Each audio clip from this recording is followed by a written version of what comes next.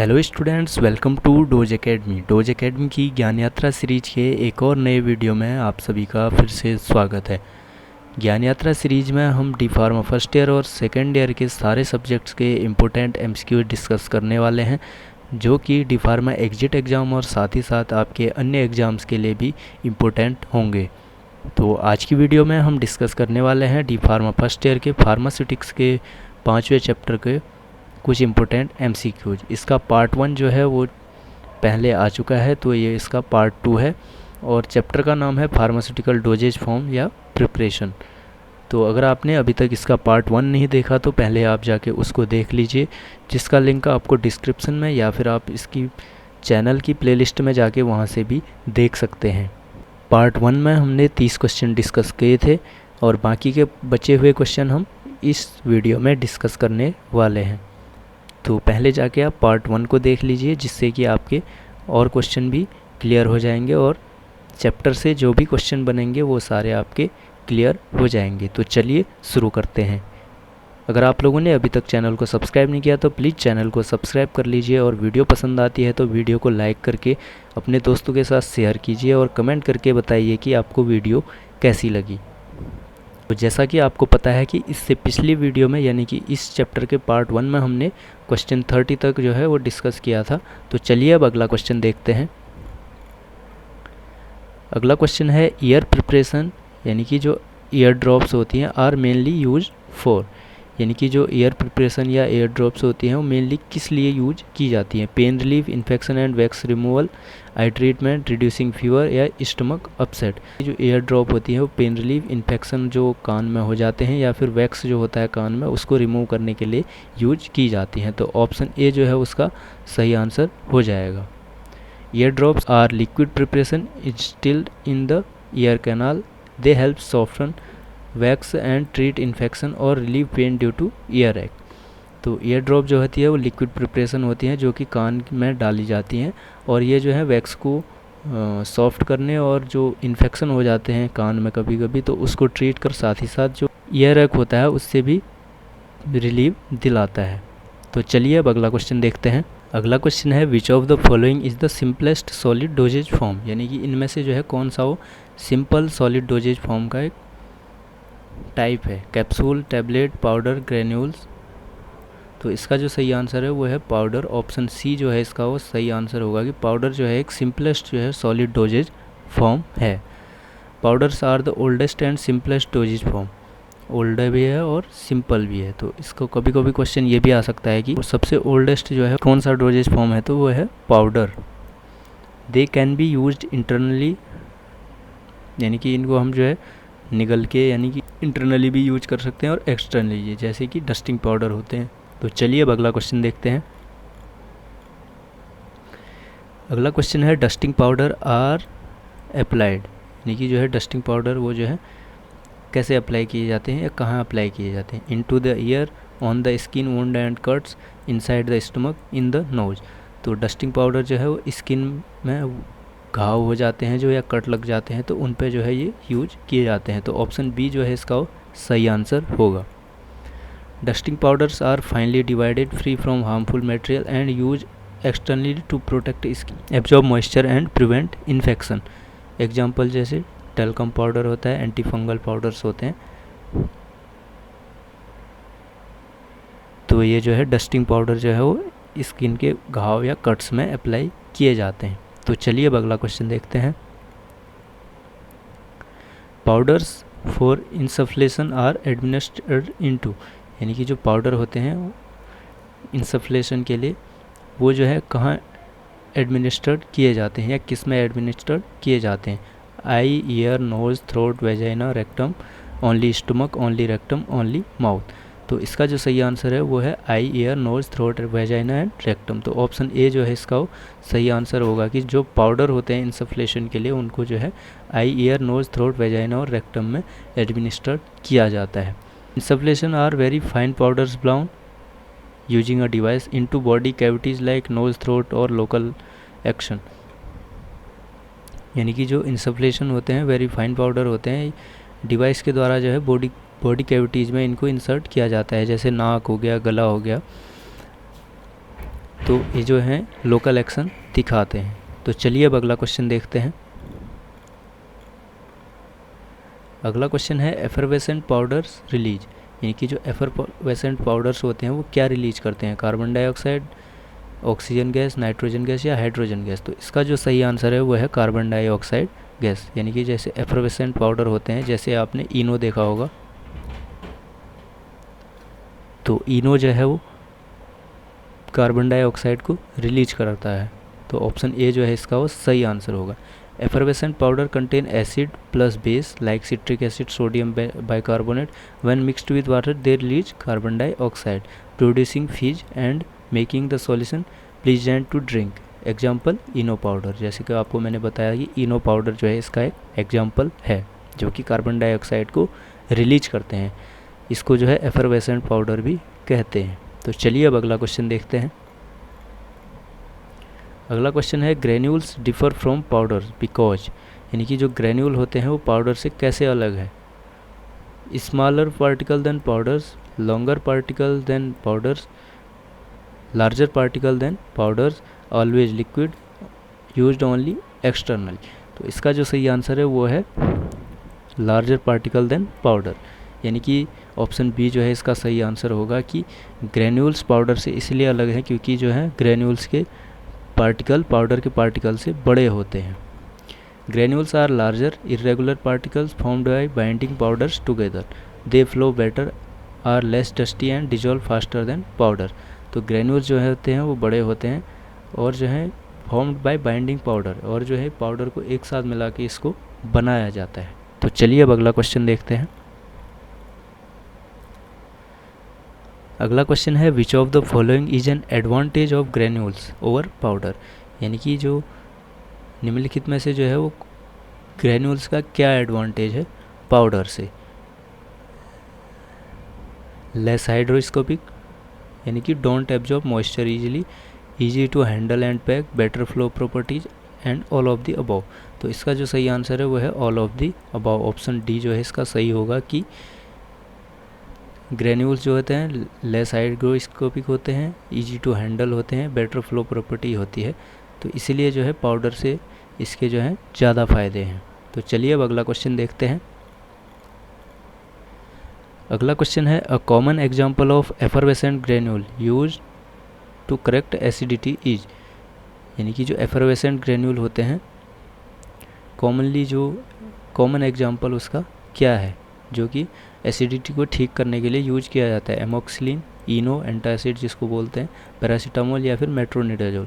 तो इसका जो है वो सही आंसर होगा कि इनो जो है कॉमनली यूज किया जाता है एसिडिटी को ठीक करने के लिए, जो कि एक एफरवेसेंट पाउडर या ग्रेन्यूल है। तो ऑप्शन बी जो है इसका वो सही आंसर होगा।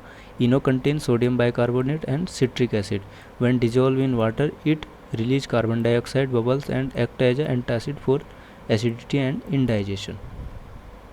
इनो जो है वो कंटेन करता है sodium bicarbonate and citric acid. तो क्वेश्चन ये भी आ सकता है कि इनो में क्या क्या होता है, तो वो होता है sodium bicarbonate and citric acid. इसको जैसे पानी में घोलते हैं तो ये जो है बबल्स को रिलीज करता है और ये जो है फिर एंटासिड के रूप में कार्य करता है। तो चलिए अब अगला क्वेश्चन देखते हैं। अगला क्वेश्चन है which topical powder must be sterile, यानी कि जो टॉपिकल पाउडर हम यूज करते हैं वो जो है स्टेराइल कौन सा होना ही चाहिए, मतलब जिसको बिना स्टेरिलाइजेशन के हम यूज नहीं कर सकते हैं। डस्टिंग पाउडर, इंसफ्लेशन, यानी कि जो बॉडी की कैविटीज़ में यूज किया जाता है, ओरल पाउडर या एफरवेसेंट पाउडर। तो इसका जो सही आंसर है वो है इंसफ्लेशन, यानी कि जिन पाउडर्स को हम बॉडी कैविटीज़ में इंसर्ट करते हैं या यूज करते हैं तो उनको जो है स्टेराइल होना ही चाहिए। तो ऑप्शन बी जो है इसका वो सही आंसर होगा। Powders blown into sensitive areas like nose, ear and lungs must be sterile because infection risk is high. जो इंसफ्लेशन होते हैं पाउडर होते हैं उनको ये जो है सेंसिटिव एरियाज में इंसर्ट किए जाते हैं, जैसे नाक, कान या लंग्स में। तो इसलिए ये जो है स्टेराइल होने चाहिए या फिर फ्री फ्रॉम माइक्रोब्स होने चाहिए, जिसको हम कह सकते हैं। तो चलिए अब अगला क्वेश्चन देखते हैं। अगला क्वेश्चन है द वर्ड पेरेंट्रल मीन्स, यानी कि पेरेंट्रल का मतलब क्या होता है। अगर आपने सेकेंड ईयर कर लिया है तो आपको पता होगा कि पेरेंट्रल रूट आपने पढ़ा होगा, तो क्या होता है उसका मतलब तो चलिए देखते हैं, बाय माउथ जिसको लिया जाता है उसको पेरेंट्रल बोलते हैं, या outside the intestine through the skin, या फिर इन the stomach.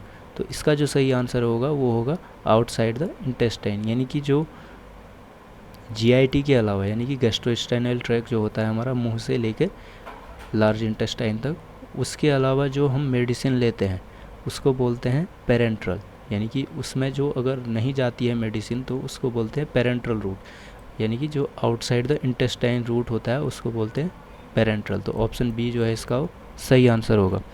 Parenteral literally means not through the intestine, these preparation are given by injection directly into the body like IV, IM, ISC, skipping the digestive system. जैसा आपको मैंने बताया कि जो digestive system से होते हुए नहीं जाती है उसको बोलते हैं पेरेंट्रल।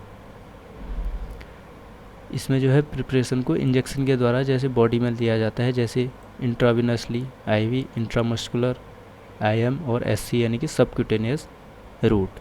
तो चलिए अब अगला क्वेश्चन देखते हैं। अगर आप लोगों ने चैनल को अभी तक सब्सक्राइब नहीं किया तो प्लीज़ चैनल को सब्सक्राइब करके वीडियो को लाइक कर दीजिए और अपने दोस्तों के साथ शेयर कर दीजिए, और आपको वीडियो कैसी लग रही है कमेंट करके ज़रूर बताइए। Which of the following is not a route of parenteral administration, यानी कि इनमें से जो है वो कौन सा एक पेरेंट्रल एडमिनिस्ट्रेशन का रूट नहीं है, इंट्रामस्कुलर, इंट्राविनस, ओरल या सबक्यूटेनियस। तो इसका जो सही आंसर है वो है oral.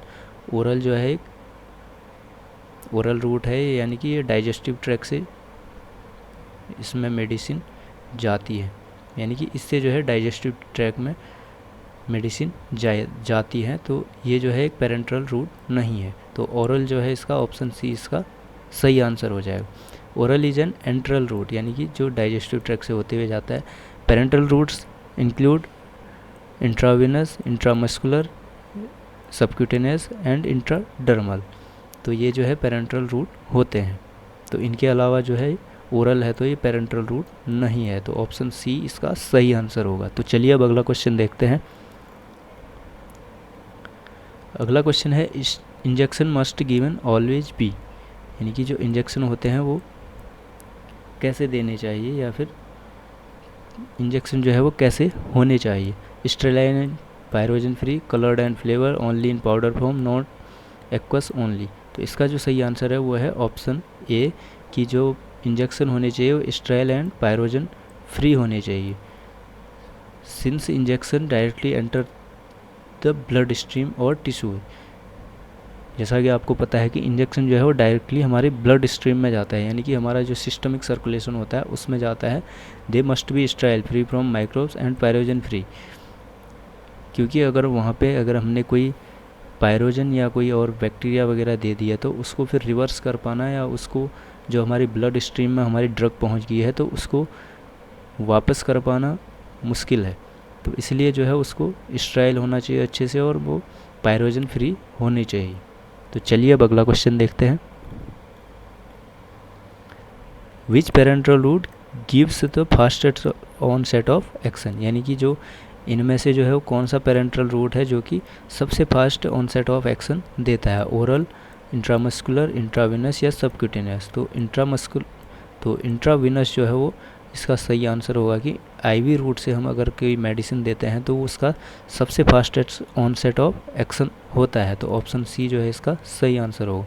IV injection deliver the drug directly into the blood stream, जो IV के द्वारा हम मेडिसिन देते हैं, यानी कि इंट्राविनस, विनस यानी कि जो हमारी नसें होती हैं उसके द्वारा जो मेडिसिन दी जाती है वो जो है डायरेक्टली ब्लड स्ट्रीम में जाती है, जिससे कि उसका सबसे तेज़ ऑनसेट ऑफ एक्शन होता है। This gives the quickest effect useful in emergency, और ये जो है सबसे तेज़ इफेक्ट दिखाता है, और ये जो है इमरजेंसी के केसेज में इनको यूज किया जाता है, जैसे हार्ट अटैक या शॉक वगैरह हो जाता है तो उसमें जो है IV रूट को मोस्टली यूज किया जाता है। तो चलिए अब अगला क्वेश्चन देखते हैं। अगला क्वेश्चन है, which parenteral route is used for vaccines like BCG, यानी कि कौन सा रूट जो है वो यूज किया जाता है BCG की वैक्सीन देने के लिए। BCG जो है ये TB के लिए एंटी TB जो है मेडिसिन होती है। BCG किस रूट से दी जाती है, सबक्यूटेनियस, इंट्राडर्मल, इंट्रावेनस या ओरल। तो ये दी जाती है इंट्राडर्मल। तो ऑप्शन बी जो है इसका सही आंसर होगा कि BCG वैक्सीन देने के लिए इंट्राडर्मल यूज किया जाता है। In intradermal injection the drug is injected into the dermis. Intradermal route में जो है ड्रग को इंजेक्ट किया जाता है डर्मिस में, जो कि स्किन की एक लेयर होती है। आपने स्किन की लेयर पड़ी होंगी, तो डर्मिस जो है उनमें से एक लेयर होती है जो कि just below the skin surface, जो कि स्किन सरफेस के जस्ट नीचे होती है। BCG vaccine and allergy test are given by this route. तो BCG की वैक्सीन और जो एलर्जी टेस्ट वगैरह किए जाते हैं तो वो इसी रूट से किए जाते हैं। तो चलिए अब अगला क्वेश्चन देखते हैं। अगला क्वेश्चन है intramuscular injections are usually given by, यानी कि जो इंट्रामस्कुलर होते हैं यानी कि जो मसल में हम इंजेक्शन लगाते हैं तो वो किस से दिए जाते हैं? Four arm veins, deltoid muscle, gluteus muscle और थाई, स्टमक या फिर फिंगर। तो इसका जो सही आंसर है वो है डेल्टोइड मसल, ग्लूटियस मसल या फिर थाई में। तो ऑप्शन बी जो है इसका सही आंसर होगा कि इंट्रामस्कुलर इंजेक्शन इनके द्वारा दिए जाते हैं। IM injection are deposit deep into large muscle, जैसे deltoid in arm, gluteus in buttock and thigh muscle. These sites allow good absorption and can hold larger volume than SC, यानी कि जो ये जो है अच्छा एब्जॉर्प्शन होता है इन साइट्स पे और ये जो है एक बड़ी अमाउंट को होल्ड कर सकते हैं सबक्यूटेनियस रूट से। तो चलिए अब अगला क्वेश्चन देखते हैं। अगला क्वेश्चन है सबक्यूटेनियस इंजेक्शन आर गिवन, यानी कि जो सबक्यूटेनियस इंजेक्शन होते हैं वो कहाँ से दिए जाते हैं? Into the muscle, into fat tissue just under the skin, into blood directly, into bone. तो इसका जो सही आंसर होगा वो होगा कि जो सबक्यूटेनियस इंजेक्शन होता है उसको फैट टिश्यू में दिया जाता है, जो कि जस्ट अंदर द स्किन होते हैं, यानी कि जो स्किन के जस्ट अंदर होते हैं। तो ऑप्शन बी जो है इसका वो सही आंसर होगा। Subcutaneous injection are given in the loose fatty layer below the skin like insulin injection, यानी कि जो सबक्यूटेनियस इंजेक्शन होते हैं वो लोज फैटी लेयर में दिए जाते हैं जो कि स्किन के जस्ट नीचे होती है। जैसे इंसुलिन के इंजेक्शन आपने देखा होगा कि उनको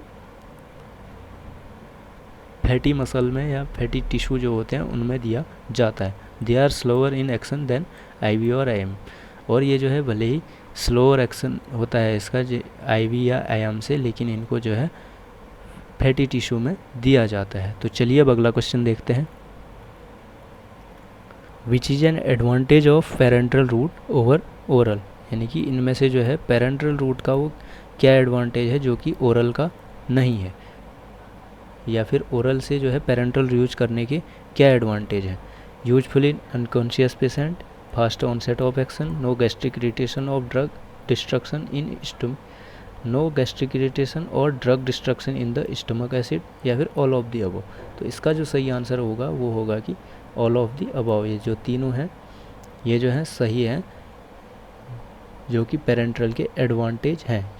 ये जो है पेरेंटल रूट जो है वो अनकॉन्शियस पेशेंट में यूज किया जाता है, और इसका जो है फास्टेस्ट ऑनसेट ऑफ एक्शन होता है, और इससे जो है गैस्ट्रिक इरिटेशन भी नहीं होता है, और ड्रग की जो अमाउंट हमने दे रखी है उसका भी स्टमक के एसिड में डिस्ट्रक्शन नहीं होता है। जैसे हमने 5 mg ड्रग दे रखी है तो 5 mg हमारी ब्लड स्ट्रीम में पहुंचेगी। अगर हम ओरली लेते हैं तो वो कुछ डिजॉल्व होके स्टमक में डिस्ट्रॉय हो जाएगी, कुछ इंटेस्टाइन में, तो वहाँ से उसकी जो है कम अमाउंट जो है हमारी सिस्टमिक सर्कुलेशन में पहुंच पाएगा। तो ऑप्शन डी जो है इसका सही आंसर होगा कि ये तीनों ही जो स्टेटमेंट हैं ये सही है। Parental administration bypasses the digestive tract, जो पेरेंटल एडमिनिस्ट्रेशन होता है ये जो है डाइजेस्टिव ट्रैक से नहीं जाती है। So it works for patient who can't swallow, ensure faster drug action and avoid stomach acid destroying the medicine। ये जो है पेरेंटल रूट जो है जो पेशेंट दवा को निगल नहीं पाते हैं और जो है उनके लिए यूज किया जाता है, और जो इसका फास्ट एक्शन भी होता है, और इसको जो है जैसा आपको बताया कि इसमें जो है स्टमक में इसका मेडिसिन का डिस्ट्रक्शन नहीं होता है। तो चलिए अब अगला क्वेश्चन देखते हैं। अगला क्वेश्चन है immunological products are mainly used for, यानी कि जो इम्यूनोलॉजिकल प्रोडक्ट होते हैं जैसे कि वैक्सीन हो गया, टैक्सोइड हो गया, सेरा वगैरह जो होती हैं, तो वो जो है में किस लिए यूज किए जाते हैं? पेन रिलीफ के लिए, या फिर बॉडी डिफेंस अगेंस्ट डिजीज, या फिर इंक्रीज एपेटाइट, या फिर डाइजेस्टिव इम्प्रूवमेंट। तो जो है इम्यूनोलॉजिकल प्रोडक्ट जो है बॉडी डिफेंस अगेंस्ट डिजीज, यानी कि बॉडी के डिफेंस जो होता है हमारा, उसको डिजीज़ के अगेंस्ट बढ़ाने के लिए जो है इम्यूनोलॉजिकल प्रोडक्ट को यूज किया जाता है। तो ऑप्शन बी जो है इसका सही आंसर होगा। Immunological products like vaccine, sera, toxoids prepare the body's immune system to fight infection. जो इम्यूनोलॉजिकल प्रोडक्ट्स होते हैं जैसे वैक्सीन हो गया, सेरा हो गया, टॉक्सॉइड हो गए, वो जो है बॉडी के इम्यून सिस्टम को प्रिपेयर करते हैं इन्फेक्शन से लड़ने के लिए। दे डोंट क्योर पेन और digestive problem but give protection from disease. ये जो है पेन से राहत नहीं देते हैं और डाइजेशन प्रॉब्लम को भी सही नहीं करते हैं, लेकिन ये जो है डिजीज़ से हमारी बॉडी को बचाते हैं। तो चलिए अब अगला क्वेश्चन देखते हैं। अगला क्वेश्चन है which of the following is an example of active immunity. तो एक्टिव इम्यूनिटी का इनमें से जो है वो कौन सा एक एग्जाम्पल है? Antitoxin injection, vaccine, serum therapy या रेडीमेड एंटीबॉडीज। तो इसका जो सही आंसर है वो है वैक्सीन।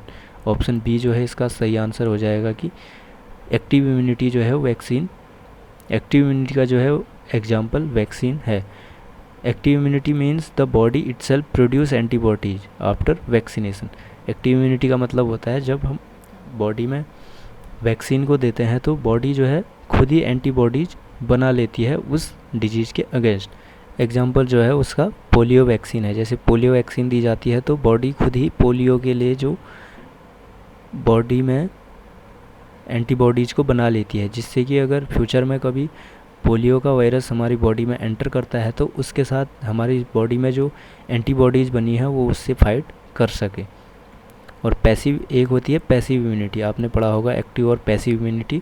तो पैसिव इम्यूनिटी होती है जैसे एंटीटॉक्सिन या सीरम वगैरह जो हम देते हैं, ये जो है रेडीमेड एंटीबॉडीज़ देते हैं, यानी कि जो लैब वगैरह में जो एंटीबॉडीज़ बनाई गई हैं उनको हमारी बॉडी में एंटर किया जाता है, जिससे कि हमें जो डिजीज़ हुई है उससे वो एंटीबॉडीज़ फाइट कर सकें। तो चलिए अब अगला क्वेश्चन देखते हैं। अगला क्वेश्चन है which immunological product provides passive immunity. तो इनमें से जो है कौन सा इम्यूनोलॉजिकल प्रोडक्ट है जो कि पैसिव इम्यूनिटी को प्रोवाइड करता है? BCG vaccine, oral polio vaccine, antisera या फिर टॉक्सॉइड। तो इसका जो सही आंसर होगा वो होगा एंटीसेरा। ऑप्शन सी जो है इसका सही आंसर हो जाएगा। पैसिव इम्यूनिटी मैंने आपको पहले वाले क्वेश्चन में बताया था, ये वो होती हैं जो कि प्री फॉर्म्ड एंटीबॉडीज होती हैं जिनको डायरेक्टली हमारी बॉडी में इंसर्ट किया जाता है। Antisera like anti snake venom और serum and act immediately but protection is temporary. तो चलिए अब अगला क्वेश्चन देखते हैं। अगला क्वेश्चन है which of the following is a live attenuated vaccine? BCG, tetanus toxoid, hepatitis B vaccine या फिर रेबीज एंटी सीरम। तो इनमें से जो है वो कौन सा लाइव एटेन्यूएटेड वैक्सीन है? तो इसका जो सही आंसर है वो है बीसीजी, यानी कि ऑप्शन ए जो है इसका सही आंसर हो जाएगा। Live attenuated vaccine contain weekend but not harmful microbes, यानी कि लाइव एटेन्यूएटेड वैक्सीन का मतलब होता है जो कि वीकेंड माइक्रोब्स को कंटेन करता है, यानी कि जो माइक्रोब्स डिजीज़ कॉज करते हैं उसको अधमरा करके कह सकते हो, या उसको डैमेज करके हमारी बॉडी में डाला जाता है, जिससे कि फिर हमारी बॉडी उसके लिए एंटीबॉडीज़ खुद बना लेती है।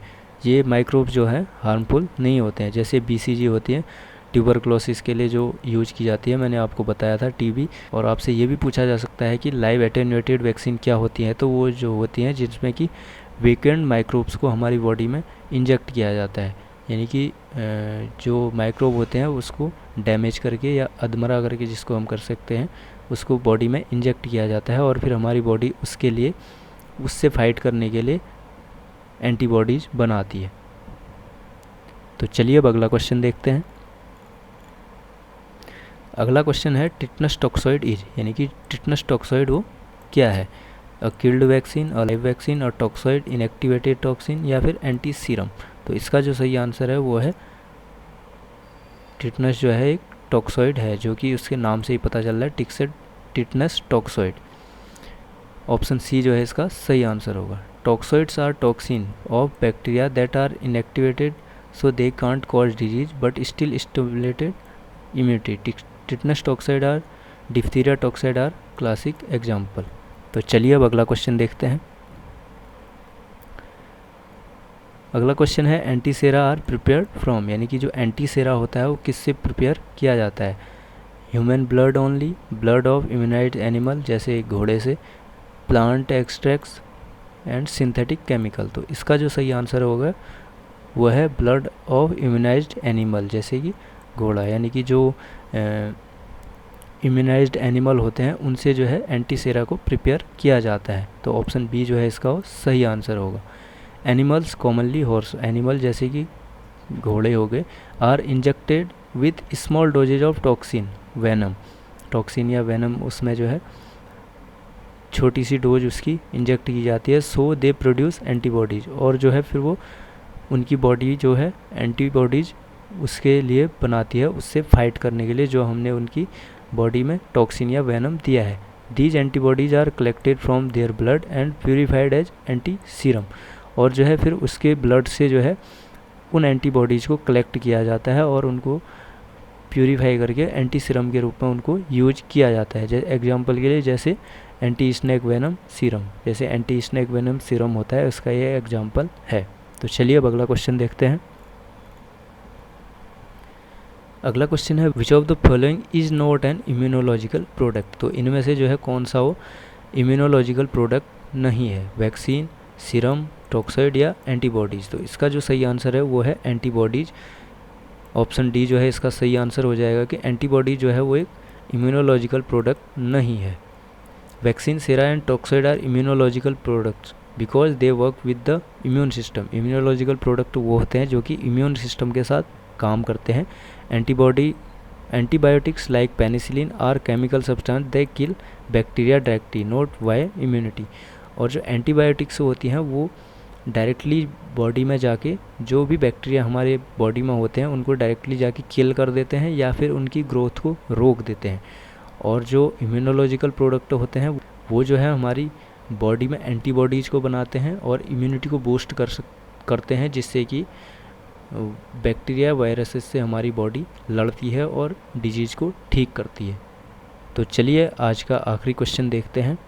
रेबीज वैक्सीन इज गिवन, यानी कि रेबीज वैक्सीन कैसे दी जाती है. Orally, bye injection, intramuscular, inhalational या फिर टॉपिकली. तो इसका जो सही आंसर है वो है बाय इंजेक्शन इंट्रामस्कुलरी जो है रेबीज की वैक्सीन दी जाती है. अगर आपको कभी कुत्ते ने काटा है तो आपको रेबीज की वैक्सीन दी गई होगी, एंटी रेबीज, तो उसको जो है इंट्रामस्कुलरी दिया जाता है, आर्म में ऊपर लगाया जाता है, आपने देखा होगा.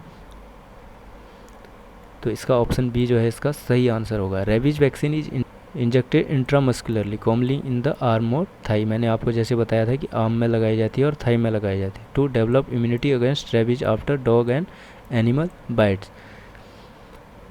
तो जो है रेबीज वैक्सीन को जो है अगर कुत्ते या कोई एनिमल आपको काट लेते हैं तो उसमें लगाया जाता है. अगर आपको कभी काटा है तो कमेंट करके बताइए. वो इसी के साथ आज की हमारी क्लास यहीं पर समाप्त होती है. अगर आपको वीडियो पसंद आई तो वीडियो को लाइक कर दीजिए और चैनल पर नए हैं तो चैनल को सब्सक्राइब कर दीजिए. और वीडियो आपको हेल्पफुल लगी तो कमेंट करके अपने दोस्तों के साथ वीडियो को शेयर कीजिए. मिलते हैं एक और नई वीडियो में. Till then take care and bye bye.